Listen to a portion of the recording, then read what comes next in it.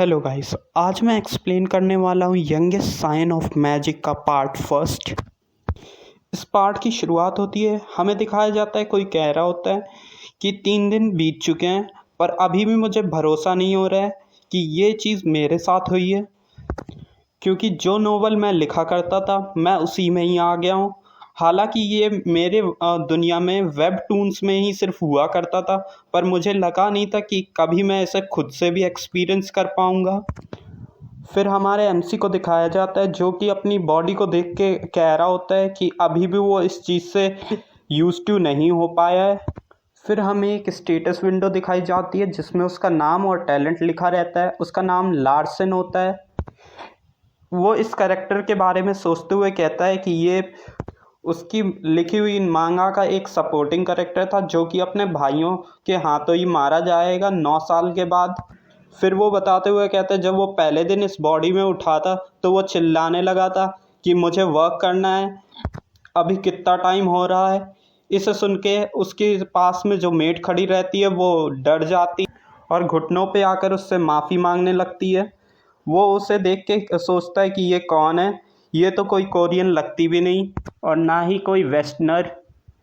फिर वो उससे पूछते हुए कहता है एक्सक्यूज़ मी, क्या आप बताएंगी मैं अभी कहाँ हूँ। ये सुन के उसकी मेड और ज़्यादा डर जाती है और अपना सर पटक पटक के उससे माफ़ी मांगने लगती है और उससे अपनी जान छोड़ने की भीख मांगने लगती है।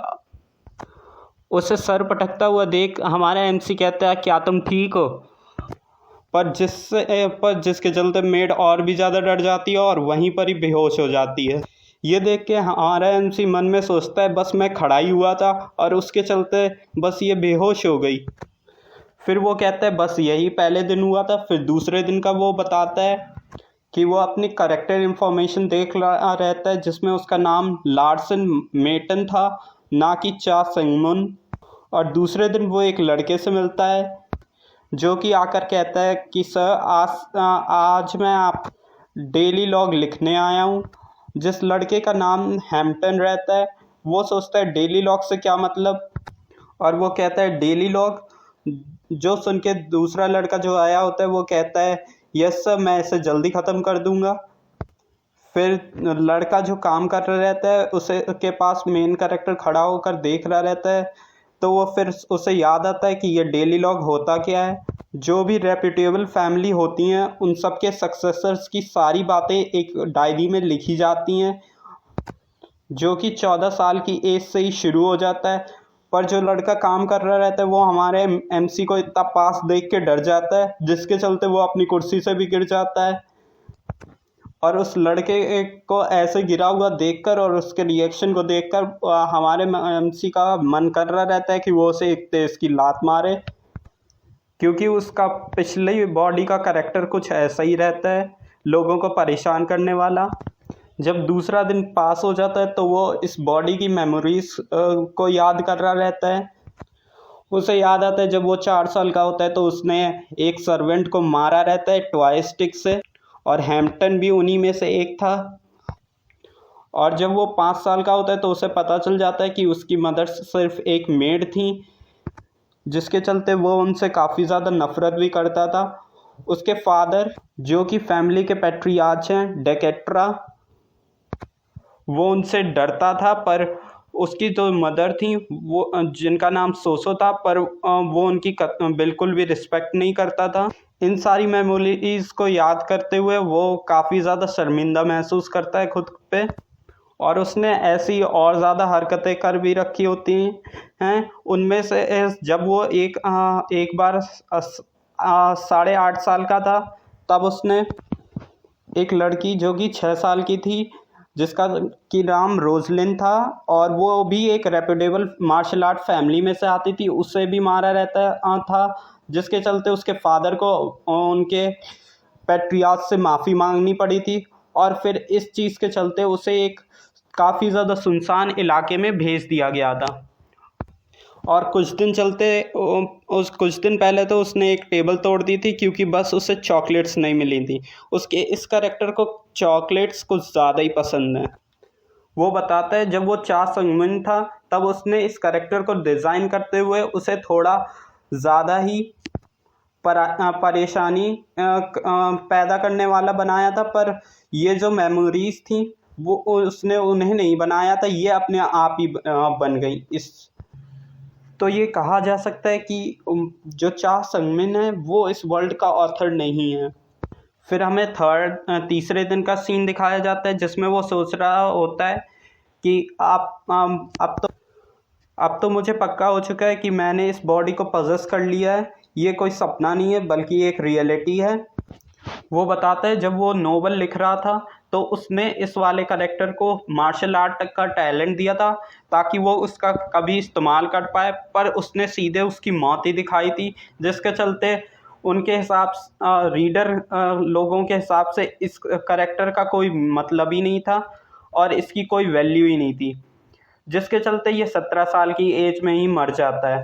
हमारा एमसी अपने मन में सोचता है कि मेरी सबसे पहली प्रायोरिटी होनी चाहिए कि मुझे सरवाइव करना है। अभी मैं 9 साल का हूँ, इसका मतलब अभी भी मेरे पास 8 साल हैं अपना फ्यूचर बदल पाने के लिए। पर दिक्कत की चीज़ वो नहीं है, क्योंकि जो कि ट्रू प्रोटैगनिस्ट है इस नोवेल का वो है कासिन साडे, और जो मेरी फैमिली है उसकी फेट यही है कि वो कासिन साडे के साथ लड़ेगी, जिसमें हमारी फैमिली लगभग पूरी ही ख़त्म हो जाएगी। वो सोचता है कि मैं क्या करूं और मैं कब से करना शुरू करूं। वो सोचता है कि मैं क्रिएटर हूं तो मुझे सारी फ्यूचर की चीज़ें पता हैं, जो भी प्रोटैगनिस्ट का एक्सपीरियंस है और जो भी उसे लक से चीज़ें मिलेंगी वो सारी चीज़ें मुझे पता हैं, और अगर मैं थोड़ी मेहनत करूं तो मैं अपनी पुरानी लाइफ जितना आराम से ज़िंदगी जी पाऊंगा। वो सोचता है नहीं, मैं उससे भी ज़्यादा बेटर ज़िंदगी इस बार जी पाऊंगा। फिर वो कंपेयर करता है अपने पुराने कमरे और इस लाइफ की टॉयलेट का। उसका जो रूम है था पिछली बार वो तक इससे बेकार हुआ करता था। वो सोचता है कि मुझे ये ज़िंदगी एक बार मिली है तो मैं पूरी इस ज़िंदगी में आराम से इन सारी रिच चीज़ों का पूरा ही यूज़ उठाऊंगा। वो सोचता है कि इसके पास मार्शल आर्ट का टैलेंट है, पर इसे खुद भी नहीं पता इस बॉडी के ओनर को कि वो कितना ज़्यादा स्ट्रांग है। वो सोचता है कि ये पक्का ही कोई ये बॉडी का ओनर जीनियस होगा, क्योंकि इसमें भी one of the greatest family का ब्लड दौड़ रहा है। वो कहता है कि मैं एक ऐसा बंदा हूँ जो कि पैदा हुआ हूँ सोने की चम्मच के साथ।